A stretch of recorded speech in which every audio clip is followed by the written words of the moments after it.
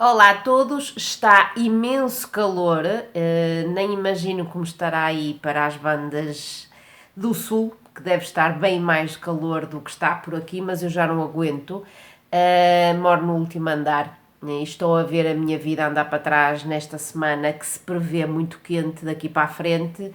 Já estou a ver que vai ser uma semana muito penosa. Eu odeio muito calor, dou-me muito mal com o calor, as minhas pernas e a minha má circulação nem se fala. E então aproveito que estou ainda pela manhã fresquinha QB, percebem? Mas estou a aproveitar que me levantei cedo, porque não se aguenta estar na cama. E venho gravar este balanço mensal das leituras feitas cá em casa durante o mês de junho e estou ainda com esta voz fungosa, como vocês conseguem entender, porque já me fartei de espirrar, é o meu dia a dia pela manhã, não é? Com este vento que anda por aí, as minhas alergias gostam muito, muito, muito deste vento e fazer-me espirrar a torta e a direito, mas pronto, aqui estou eu com muita vontade de partilhar convosco tudo aquilo que foi lido durante o mês de junho cá em casa. Foi um mês bastante proveitoso. Eu finalmente cumpri a minha TBR, batam palmas, finalmente cumpri, quer dizer, em termos de número, em termos de obras que eu tinha escolhido para ler durante o mês de junho, não a cumpri integralmente, quase, mas tinha proposto que iria ler 6 obras, consegui ler 6 obras durante o mês de junho, estou mesmo contente, já não me lembro da última vez em que isto tinha acontecido, ou seja, que eu tinha cumprido a TBR, ou seja, que eu tinha lido a quantidade de livros que eu queria ler durante um mês qualquer. Junho foi o mês em que isso aconteceu. Eu então fiz 6 leituras, o marido também leu mais do que o que tinha lido nos últimos meses, leu 5. Isto obviamente tem a ver com o facto de já estarmos em liberdade condicional desde o meio de junho. Não há aulas, há trabalho sim senhor, mas é um trabalho que nós fazemos na escola e depois chegamos a casa e já não temos que nos preocupar com tudo aquilo que é vida de professor enquanto estamos a dar aulas. E por isso ele leu 5, eu li 6, o filhote está a ler devagarinho, anda a ler uma obra já a arrastá-la, não é? Mas vai lendo um bocadinho de vez em quando. Espero que agora, quando fizer o balanço mensal das leituras de julho, já vos possa dizer que ele leu finalmente alguma coisa de literatura, não é? Porque ele gosta da parte mais jornalística. Mas sendo assim, no total foram feitas cá em casa 11 leituras durante o mês de junho e é delas que eu quero falar.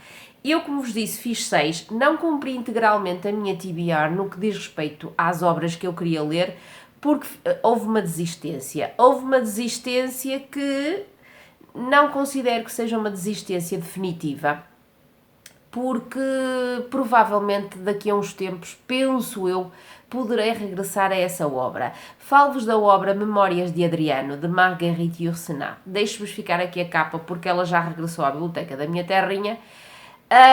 E eu tinha, como é óbvio, muitas expectativas por tudo aquilo que eu disse no vídeo de TBR de junho. Tinha muitas expectativas em relação a esta obra porque ela é considerada uma obra-prima, uma obra da vida de muitos leitores e eu, claro, já a tinha na minha wishlist há muito tempo, tanto na wishlist, por exemplo, da UC, como por exemplo da wishlist da biblioteca. Trouxe em junho com muita vontade de a ler e concordo plenamente do pouco que li dela, que a escrita, o estilo da autora e tudo aquilo que ela teve que fazer de pesquisa faz com que a obra seja verdadeiramente uma obra-prima. Mas para mim, e eu já devia ter tido isso em conta antes de me entusiasmar com a obra, para mim, que não sou de maneira nenhuma uma fã e uma admiradora da antiguidade clássica, nunca fui, nem enquanto aluna. Lembro-me que no 7º ano, nas aulas de História, foi uma tortura dar a história tão lá para trás, não gosto nada. Depois na faculdade também tive, voltei a não gostar, ou seja, é uma época que a mim não me diz nada.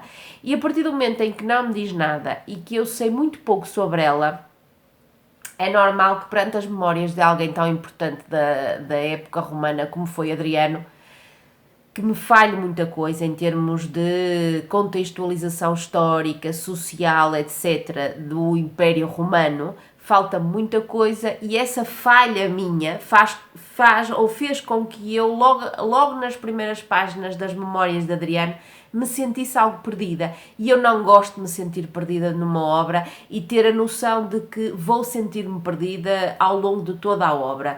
Por isso, fiz DNF, ou seja, desisti da obra. Pode ser que não seja uma desistência definitiva, que eu mais daqui a uns tempos volte a pegar nela com alguma bagagem mais da antiguidade clássica, quiçá, e então faça a leitura da obra como ela deve ser lida. Falando-vos agora daquilo que eu, sim, verdadeiramente li e terminei em junho. Cronologicamente, a primeira obra que eu terminei foi aquela que já vinha desde abril e que são as recordações de Stefan Zweig nesta obra que se chama O Mundo de Ontem.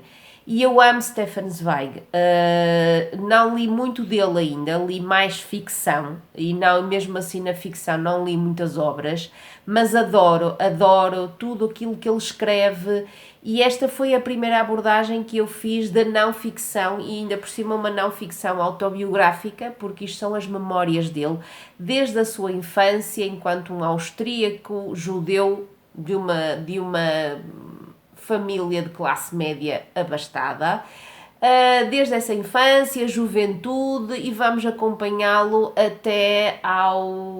quase ao fim da vida dele, quase até ao momento em que ele se suicida, porque vamos até aos princípios da Segunda Guerra Mundial e Stefan Zweig suicidou-se em fevereiro de 1942.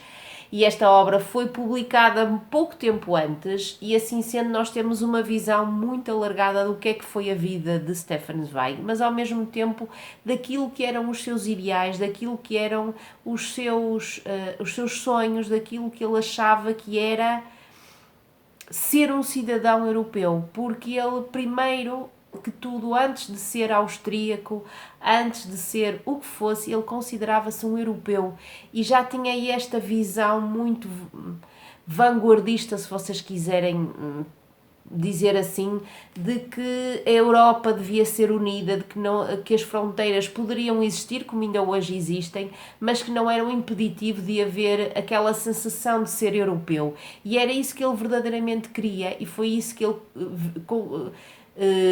tanto lutou para que fosse, tantas amizades, tantos conhecimentos travou com gente de muitos países, gente da arte, gente sem ser da arte, mas tudo isso era o que ele mais queria e viu esse sonho derrubado, deitado abaixo, primeiro pela Primeira Guerra Mundial, ou seja, viu a sua Europa em pleno conflito, um conflito que se instalou por todo o mundo, ou por quase todo o mundo, e depois de um conflito tão horrendo como foi a Primeira Guerra Mundial, a esperança que poderia existir nos corações dos europeus como de Stefan Zweig começou uma vez mais a ir por água abaixo, a cair por terra, quando a partir de 1930 nós começamos a ver a crescer em vários locais da Europa regimes totalitários que depois culminaram na Segunda Guerra Mundial, e isto é o que nós temos aqui, e é aquilo que mais me agradou, mas ao mesmo tempo aquilo também que mais me agradou foi conhecer Stefan Zweig enquanto pessoa, enquanto europeu, mas também enquanto escritor, que ele vai nos explicando aqui um pouco aquilo que nós vamos encontrando na sua ficção, ou seja, de que ele faz, todas as suas obras são muito concisas, são muito pequenas, e era uma labuta diária da parte dele, cortar partes que ele achava que estavam a mais, que eram desnecessárias. Ele detestava a palha, detestava obras cheias de coisas que ele achava que eram desnecessárias, e nas dele ele fazia, como é que eu ia dizer, tinha brio e queria mesmo que a coisa fosse assim, que fossem o mais concisas possível, que estivesse lá a mensagem, que estivesse lá a história, mas que estivesse de uma forma concisa e que chegasse de imediato ao leitor. Isto tudo, mais as suas reflexões sobre o que era ser um europeu, o que era ser um judeu, o que era ser um austríaco e o que era ao final aquela sensação de desencanto, de desalento, de ser uma pátrida, ou seja, de ser alguém que se viu sem pátria, se viu sem passaporte e começou a perceber que não era bem-vindo ou em praticamente lado nenhum, e essa sensação de não pertence a lado nenhum, nem a um continente, ele que nunca se sentiu verdadeiramente e apenas austríaco, foi, eu acho que aquilo que mais o derrubou e que levou e culminou no seu suicídio. É uma obra fantástica, uma obra que é grande, que se deve ler com calma, que se deve absorver com calma e que eu amei e dei um 9,5 em 10. Provavelmente não lhe dei a nota máxima porque houve uma outra parte aqui que eu considerei um bocadinho mais chatinha, quando tinha a ver com algumas coisas mais específicas de alguma amizade que ele tinha ou de alguma situação assim mais específica de coisas que pronto, que a mim não me entusiasmam tanto, mas foi apenas isso, porque eu recomendo vivamente esta obra. Se vocês não conhecem Stefan Zweig, podem começar por ela, podem começar pelo seu lado ficcionado. Ele tem uma obra com maiúscula, não é?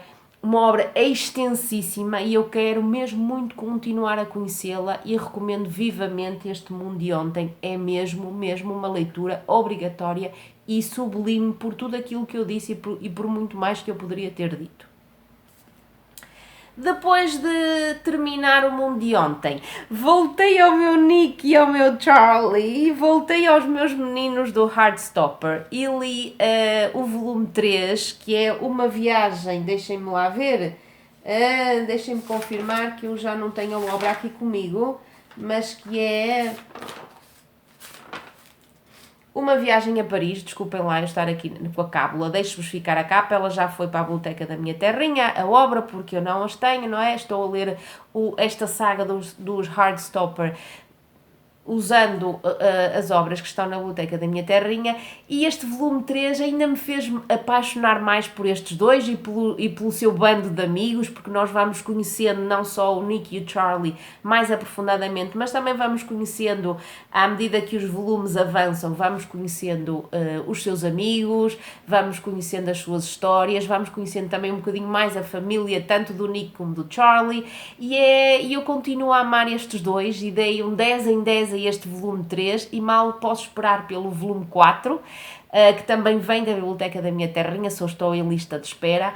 E adoro esta BD. São uns desenhos muito simples, é certo, mas a história que está por trás é maravilhosa para nós adultos, é maravilhosa para o seu público-alvo, que são os jovens. Para além da amizade, do amor, há outras temáticas muito importantes que nos chegam através de uma história muito simples, mas que nos fazem refletir, tanto a nós e sobretudo aos adolescentes. É uma história fantástica e eu continuo a recomendá-la sem qualquer tipo de reserva. Depois de ter estado com o Nick e o Charlie, li 2 obras de autores portugueses para participar no projeto da Fátima do canal Abrir o Livro, que era Literatuga, que nos convidava durante o mês de junho a lermos literatura portuguesa. Já sabem que eu faço sempre questão de ler literatura portuguesa todos os meses. E para o projeto da Fátima li então 2 obras de um autor, Norberto Moraes, O Sítio do Lugar Nenhum. Regressei a Norberto Moraes, depois de ter lido há mais de 4 anos O Pecado de Porto Negro, que amei. Li este, já tem vídeo de opinião, não me vou alongar muito acerca da obra. Posso dizer-vos que, comparando com O Pecado de Porto Negro, gostei menos desta obra. O estilo do autor está aqui, aquele estilo que eu acho que é muito característico de Norberto Moraes e que nos encanta, e toda aquela magia e latitudes e países inventados, mas situações que nós, por exemplo, relacionamos bem com aquelas latitudes mais quentes da América Latina. Tudo isso está aqui, mas também estão muitíssimas personagens que eu acho que numa obra que, pronto, não é muito grande, mas também para a quantidade de personagens que tem deveria ser maior, ou então reduzia-se o número de personagens, ou fazia-se uma obra maior, porque eu queria muito que muitas delas tivessem um desenvolvimento bem mais aprofundado do que o que tiveram, ficaram muito pela rama e eu gostava muito mais de conhecê-las, de estar mais tempo na vida delas e não estive, e por isso foi um 7 em 10, explico melhor as razões no vídeo de opinião, se vocês quiserem ver e se ainda não viram, é um 7 em 10, não foi a melhor experiência com Norberto Moraes, foi bem melhor a de Pecado de Porto Negro, mas eu continuo a recomendar este autor português, devem conhecê-lo e tirar as vossas ilações, porque eu acho que ele vale a pena. A outra obra que eu li também de literatura portuguesa foi também ela, Um Regresso, a Susana Moreira Marques. Desta autora tinha lido há uns tempos atrás outra obra de não ficção que é Agora e na Hora da Nossa Morte, e que aborda a morte e o luto e a perda. Agora li esta, que está associada às experiências de maternidade. É uma obra de não ficção, uma obra autobiográfica, mas também tem relatos de outras pessoas para além dos relatos da maternidade ou das maternidades da autora. Gostei mesmo muito, muito, muito, muito. Adoro o estilo, apesar de ser não ficção, é um estilo muito intimista da parte da Susana e eu gosto mesmo muito, muito, muito, e da forma como ela nos cativa logo ao princípio, e eu como mãe, obviamente que me identifiquei muito com o que está aqui, fiz um vídeo de opinião que me espraiei e que falei bastante sobre aquilo que também é a minha maternidade. Adorei isto, dei-lhe um 9 em 10. E se vocês não conhecem a Susana, façam esse favor a vocês mesmos. Se vocês gostam de não ficção, leiam Susana Moreira Marques, vale mesmo muito a pena. Têm é que ir preparados para os temas que ela aborda aqui, a maternidade, no outro o luto, a perda, a morte. São temas fortes, são temas intensos, mas são temas que estão obviamente presentes nas nossas vidas e que, para mim, é sempre enriquecedor e uma aprendizagem tremenda ler obras como estas. 9 em 10 e recomendo muito. A penúltima obra que eu li durante o mês de junho foi também ela um regresso a uma autora com a qual eu tenho tido experiências extremamente positivas e umas experiências algo decepcionantes. Falo de Isabel Allende, sabem que eu gosto muito mais de Isabel Allende dos primórdios da sua escrita, das suas obras. As últimas não me têm preenchido, falta-lhe sempre algum fulgor, e eu regressei a Isabel Allende com esta obra que estava aqui nas minhas estantes, Longa Pétala de Mar. É uma obra da qual eu gosto imenso da capa, gosto imenso da contracapa e gosto mesmo muito das folhas de guarda, acho que é assim que se chama, que tem fotografias de acontecimentos que estão associados à trama que nós temos aqui dentro. Estava bastante curiosa, obviamente que referiei as expectativas por causa das razões que eu já mencionei em relação às últimas obras de Isabel Allende que eu tenho lido, mas estava muito curiosa perante aquilo que está aqui na capa e, obviamente, o título. E não sabia muito, sabia que isto abordava uma travessia marítima e pouco mais, mas de resto entrei quase às escuras na obra e posso dizer-vos que não me reconciliei totalmente com Isabel Allende, mas estou em vias e que gostei muito desta obra. Lia com muita fluidez, lia de forma bastante rápida, porque ela nos apela para essa leitura rápida, para essa rapidez de leitura. A trama está muito bem construída, nós vamos acompanhar aqui algumas personagens que se viram envolvidas na Guerra Civil Espanhola. Sim, eu e a Guerra Civil Espanhola, não conseguimos estar separadas uma da outra por muito tempo. viram-se envolvidas na Guerra Civil Espanhola, do lado dos vencidos, ou seja, do lado dos republicanos. Viram-se obrigados a exilar-se, a fugir de Espanha quando Franco ganhou a Guerra Civil, e depois de passar por várias situações muito desagradáveis em França, campos de concentração, campos de refugiados com condições desumanas, conseguiram sair daí e ir tentar a vida noutro país, mais propriamente no Chile, e criar aí raízes e começar uma vida nova num país completamente diferente, no qual apenas tinha em comum com o país, o seu país natal, a Espanha, ou seja, só tinha a língua falada. De resto era tudo diferente, era uma latitude diferente, era um clima diferente, era um país e umas pessoas diferentes.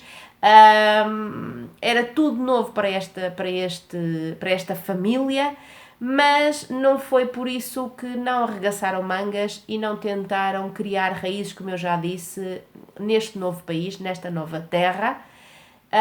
E nós vamos acompanhar então esta travessia, vamos acompanhar a travessia por 2 oceanos que esta família faz, e vamos acompanhar a sua travessia pela vida ao longo de muitos anos, e vamos acompanhar tudo que é de bom e tudo que é de menos bom numa vida, e vamos, depois de estarmos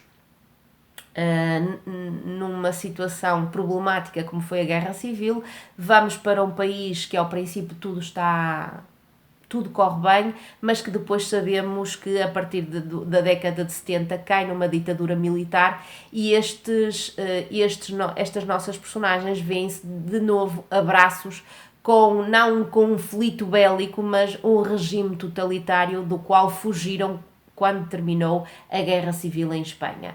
É uma obra que, como vos digo, é uma obra que atravessa uma vida destas personagens, que nós vamos acompanhando com muito prazer, vamos conhecendo aprofundadamente estas personagens, vamos nos apaixonando por elas.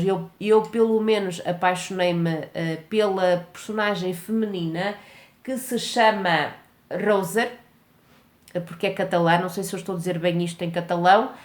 Apaixonei-me sobretudo ela porque é uma mulher de garra, é uma mulher que não verga, e se verga facilmente volta a levantar-se e erguer-se. Por isso é uma personagem que nos cativa desde o princípio até ao fim. As outras personagens também, mas a Roser para mim é a minha personagem favorita, e eu gostei de saber que isto está baseado em factos verídicos, para além da Guerra Civil Espanhola e da ditadura de Pinochet no Chile. Esta travessia está associada a outra personalidade incontornável do Chile, da literatura chilena, de Pablo Neruda, e vamos perceber também o porquê deste título. Gostei muito de saber o porquê deste título, não quero revelá-lo, para que, se vocês ainda não leram a obra, também o possam perceber por vocês mesmos através da leitura. E gostei muito desta experiência, dei-lhe um 8 em 10. Continua a faltar aqui algum fulgor que eu encontrava nas primeiras obras de Isabel Allende, mas comparando com as últimas experiências que eu tinha tido da autora, esta foi uma experiência bem mais positiva. Dei-lhe um 8 em 10 e recomendo-a se vocês gostarem de tudo aquilo que eu mencionei e que está por trás da história e da trama desta obra.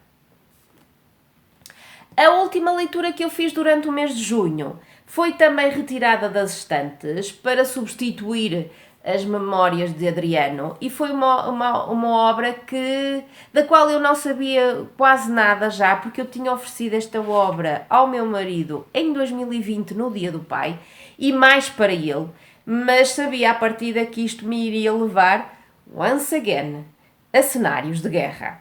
E falo-vos de A Rede de Alice, de Kate Quinn. É uma obra bem consistente, tem quase 500 páginas, mas lê-se num ápice. E eu demorei mais ou menos 5 dias a ler esta obra. li isto assim rapidamente, é uma leitura voraz, é uma leitura que nos vai intercalar entre duas protagonistas, entre dois conflitos bélicos, a Primeira Guerra Mundial e a Segunda, apesar de que a Segunda não se aborda de uma forma tão pormenorizada, porque aborda-se o pós-Segunda Guerra Mundial, logo nos 2 anos a seguir à guerra ter terminado, mas vamos obviamente ter reflexos daquilo que a Segunda Guerra Mundial fez e provocou a todo o mundo, e temos aqui duas personagens, duas mulheres maravilhosas, daquelas que, pronto, tudo bem, podemos pensar que são as suas características heroicas, poderão ser um bocadinho fictícias, pouco verosímeis, se vocês quiserem, mas mesmo assim, sabendo aquilo que eu sei daquilo que foram estes conflitos bélicos, não me pareceram de maneira nenhuma personagens pouco verosímeis, muito pelo contrário, e eu apaixonei-me pelas duas, sem qualquer entrave, foi logo assim uma paixão imediata, e é uma obra que está bem escrita, bastante bem escrita, é uma obra que tem esse ritmo que nos prende do princípio ao fim, e tem obviamente aqui alguns mistérios que nós queremos saber, e tem personagens secundárias maravilhosas, vilãs e heróis, entre aspas, não é? Temos aqueles que são logo à partida, são aquelas personagens pelas quais nós nutrimos toda uma panóplia de sentimentos negativos, ódio, vontade de esbofetear, vontade de fazer tudo e mais alguma coisa do negativo, e depois temos outras personagens também secundárias que nos arrebatam. Há aqui um bad boy, e vocês já sabem que eu não resisto, que me encantou desde o princípio, e é isto. Eu poderia estar aqui a falar muito, mas eu acho que aquilo que eu vos digo, que temos dois conflitos bélicos muito bem e temporalmente e aqui na trama muito bem relacionados e interligados, duas protagonistas fantásticas, maravilhosas mesmo, que nos fazem lutar com elas, que nos fazem chorar, que nos fazem tudo aquilo que nos fazem arrepiar por tudo aquilo que passaram. É maravilhoso, e temos personagens secundárias que as complementam na perfeição, e temos uma trama muito bem construída e que nos agarra desde o princípio ao fim, com alguns mistérios, como eu já disse, e isto é muito bom. Dei-lhe um 9 em 10 e recomendo mesmo muito. Se ainda não leram, não se acaiem pelo tamanho, porque isto lê-se num ápice e é muito bom. Agora que já falei das minhas leituras, vou falar das leituras do meu maridinho, e aqui sim eu preciso da cábula, sem qualquer dúvida. E vou falar da primeira que ele terminou, e que foi a terceira obra de uma trilogia, que eu ainda não mostrei esta terceira obra porque faz parte das novidades dos últimos meses. Falo-vos de No Tempo dos Girassóis, de Martha Hall Kelly. Esta é a terceira parte de uma trilogia que está algures por aqui, mas depois, se eu não me esquecer, eu ponho para aqui as duas capas das duas obras anteriores. É uma trilogia que tem a particularidade de andar para trás no tempo. Começamos com a primeira obra na Segunda Guerra Mundial, a segunda vai à Primeira Guerra Mundial, e esta terceira vai à Guerra Civil Americana. E o maridinho gostou, ele gosta muito desta trilogia, apesar de que... e acho que tem a ver com os gostos dele em termos históricos, esta foi a que ele menos gostou, porque aborda a Guerra Civil Americana, vai já lá mais para trás no tempo, e também ele achou que as personagens não estavam, como é que eu hei de explicar, tão desenvolvidas e de uma forma tão aprofundada e tão apaixonante como aconteceu nos volumes anteriores. Temos novamente personagens femininas, e ele gostou imenso, deu-lhe um 9 em 10 e recomenda muito esta trilogia, se vocês ainda não conhecem, de Martha Hall Kelly. A segunda obra que ele leu foi, ou melhor, Ele leu duas obras mais juvenis e que estão cá em casa e que são do Dani.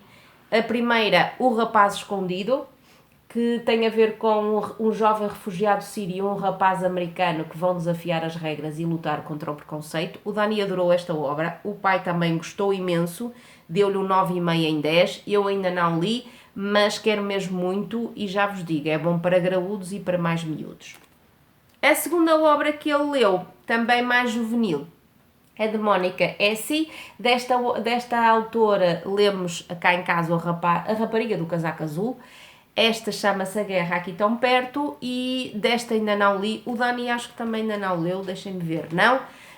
O marido gostou muito e deu-lhe também a esta obra um 9,5 em 10.